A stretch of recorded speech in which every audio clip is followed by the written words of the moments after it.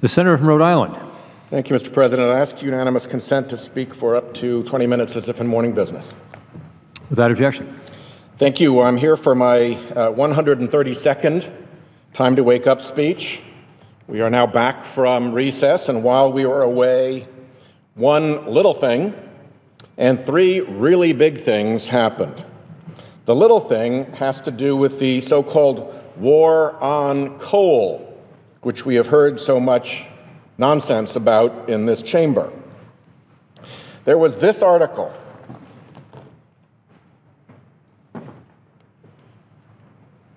saying natural gas has been waging a war on coal for more than a decade, and this is the year it plants the flag.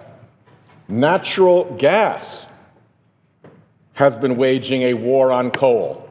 Not Obama, not liberals, natural gas.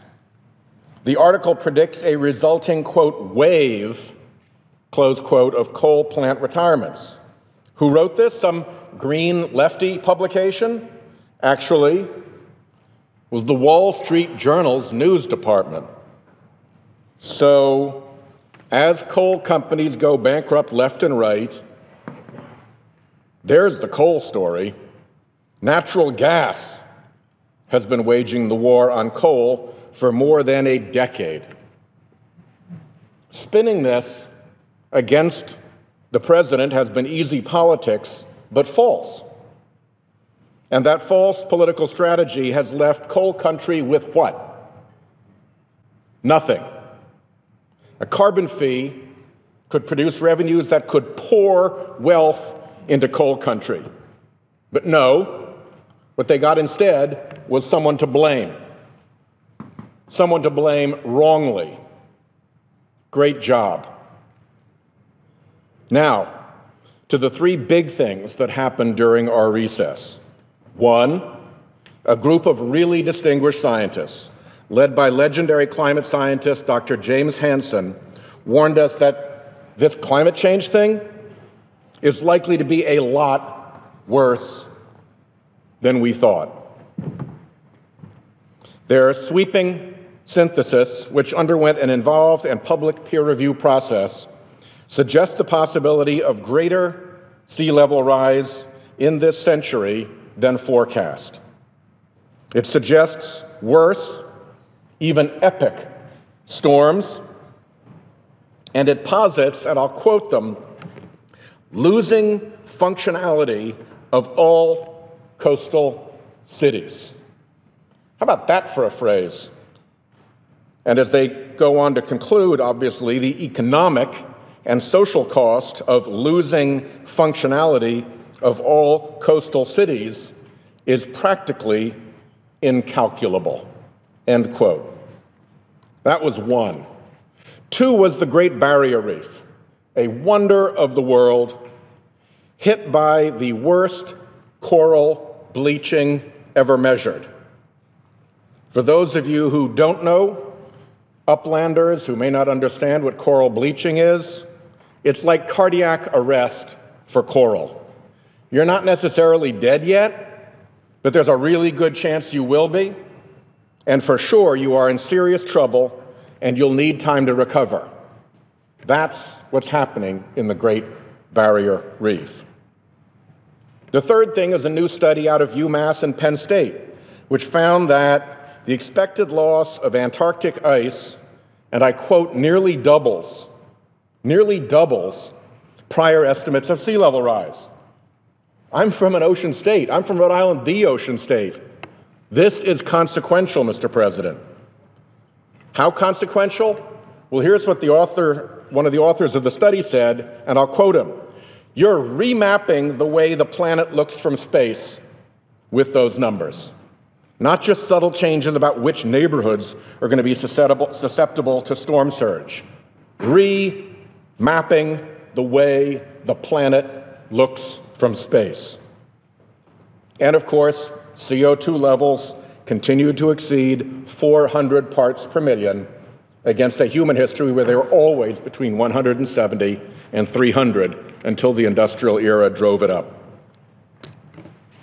So that's not great news, but here's what's sickening about it. We don't seem to care here. It's all been in the news. Senators read the news. It's not like we're being deprived of information. We just, as an institution, do not care. And that's a defect. That makes us a defective institution, not to be able to receive and process information like this. This is institutional failure. And we don't even care about that. Because one might say, you know, I don't really care myself about all this damage, but as a member of this body, I get that the United States Senate ought to care institutionally. It's like secondary caring. I'll do my duty. Even if I personally don't care about oceans or reefs or coasts or storms, I'm in. I'm in even though it's not my thing because I know it's important. But we don't even do that. So we really don't care. Why? Why would we be so blind? We're not all terrible people. Some of us actually spend time outdoors and profess to care about nature. So why does the Senate, as a body collectively, not give a hoot? It's a deadly combination of politics and money. That is what investigation and history will show. And the investigations are underway. The history will not be pretty. We are surrounded by money. Senators exist in a world of money, the way fish exist in a world of water. We're so accustomed to it, we barely even notice it. Hundreds of millions of dollars every year in lobbying money surrounds us. Hundreds of millions of dollars in campaign money every election has to be raised. Hundreds of millions in PAC money pours in and exerts its influence. And we don't even know how much dark money there is flowing around through loopholes the size of the Holland Tunnel. Just one dark money group is spending $750 million in the 2016 elections.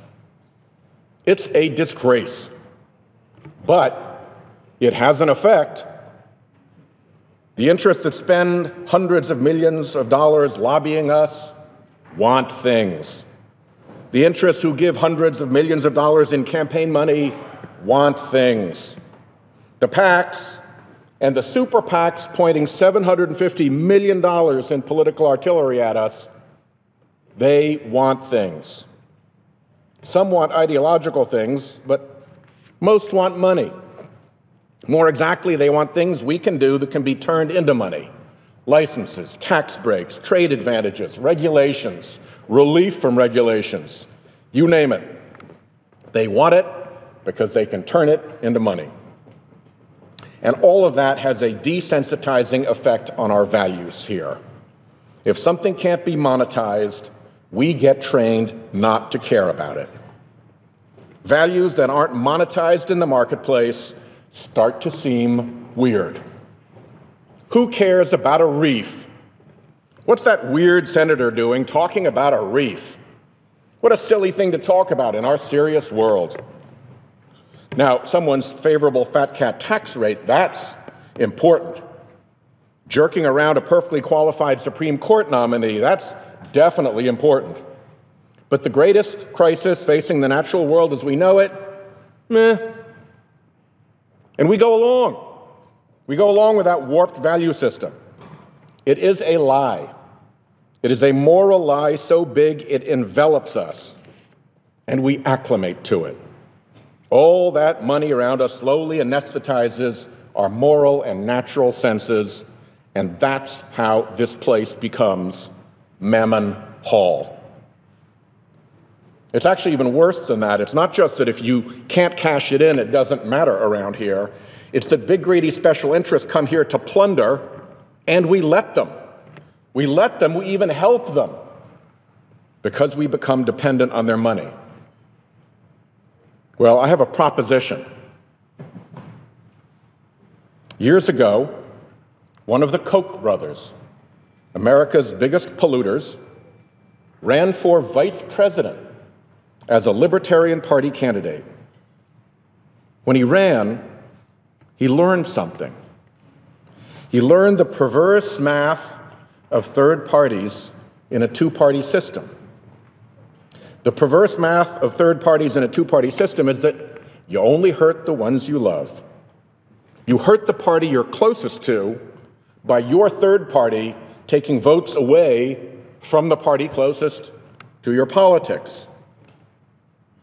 Well, the Kochs may be a lot of things, but they aren't stupid. And I think they learned. They learned that a creepy, far-right third party that could be put in tow to big polluters was not the right method to achieve their purposes. There was a smarter method. Invade the Republican Party, that grand old party of Theodore Roosevelt. Capture it, turn it into the far-right party of their dreams. That was the smart play. Money and secrecy could make it happen.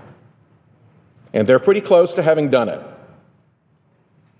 The Republican Party in Congress is as dependent on fossil fuel and polluter money now as a deep-sea diver is on his air hose. Cut the air hose or pinch the flow, and you've got a diver in real distress. And when you control a deep-sea diver's air hose, he becomes a pretty obedient diver. It's a form of the golden rule: he who wields the gold makes the rules. The political press, by the way, does little to help. It's a game to them. Who will say something appalling we can chatter about on the talk shows? Who's up? Who's down? Who said what about whom? It's like a soccer team of 7-year-olds. Most everybody runs to the ball or whatever the shiny object of the moment is. And in the midst of them are outfits who masquerade as the political press, but they're really polluter PR fronts in disguise. They, too, are in tow to the fossil fuel industry. Money and secrecy have their way. So here we are in the Senate, in face of this news that came into us over the recess. Ineffective, defective, idly paying no attention to what is really important as we chase political trifles around, making a mockery of our great American democratic experiment. Well, folks, people are going to notice. This climate mess that we have created is only going in one direction. And when everybody has noticed, when it's way past denying, elected officials who refuse to even look at the problem are going to look pretty foolish. And they're going to have to explain. Well, you see, I thought there was this big hoax. Really?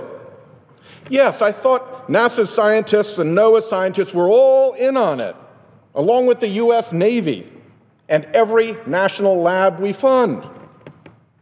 That's a big hoax. Oh, and did I forget to mention, my home state university must have been in on the hoax too. They were all studying climate change effects actually happening in my home state, but I knew better. Great. Oh, and every major legitimate American scientific society and most of my home state corporate leaders. I figured they were all wrong. Oh, okay. And where did you get that idea? Oh, from a bunch of guys with financial ties to the polluters. Come on. Seriously? Didn't you think that was a pretty obvious conflict of interest? Wow, is that something I should have thought of? Oh, but listen, now I want you to re-elect me because I'm such a good and prudent and responsible decision maker. Folks, good luck with that.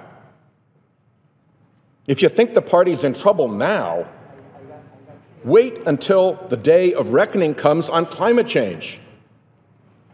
Explain the money. Explain the money. You don't think people are going to figure out how it worked? Explain the talk show science you believed instead of the peer-reviewed stuff. Explain the quality of your due diligence into the science. Good luck with that. Explain why you thought NASA, which is driving a rover around on the surface of Mars, that they flew there and safely landed. Probably the greatest scientific and mechanical achievement of our time. They did that. But you say they were part of a hoax on climate change. Really? By the way, I think people here actually owe NASA an apology for saying such nonsense about them. But that is for another day. I yield the floor.